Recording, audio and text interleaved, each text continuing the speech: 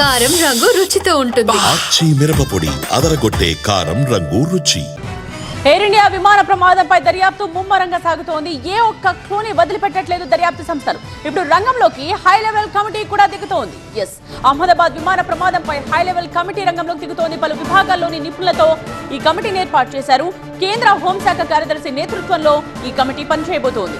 భద్రతను మెరుగుపరచడమే లక్ష్యంగా ఈ కమిటీని ఏర్పాటు చేశారు. ప్రమాదాలు జరగకుండా తీసుకోవాల్సిన జాగ్రత్తలపై అధ్యయనం చేయనుంది ఈ హై లెవెల్ కమిటీ.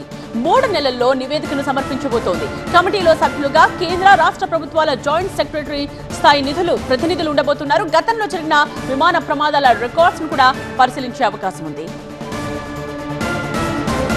మరోవైపు విమాన ప్రమాదంపై డీజీసీఏ దర్యాప్తు ముమ్మరంగా సాగుతోంది. విమాన శిథిలాలను క్షుణ్ణంగా పరిశీలించడమే కాదు, బ్లాక్ బాక్స్ డివిఆర్ డివైస్లను డీకోడ్ చేస్తూ ప్రమాద వాస్తవాలను వెలుగులోకి తీసుకొచ్చేందుకు తీవ్రంగా శ్రమిస్తున్నాయి.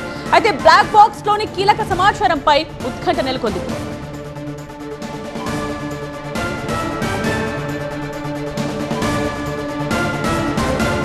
దర్యాప్తు సంస్థల దర్యాప్తు అయితే శరవేగంగా జరుగుతోంది. ప్రమాదానికి గల కారణాలను అన్వేషించే పనిలో దర్యాప్తు సంస్థలు నిమగ్నమై ఉన్నాయి. అదే విధంగా ఒక హై లెవెల్ కమిటీని కూడా ఏర్పాటు చేశారు. ఇకపై ఇలాంటి ప్రమాదాలు జరగకుండా తీసుకోవాల్సిన చర్యలపై ఈ కమిటీ అధ్యయనం చేయబోతోంది.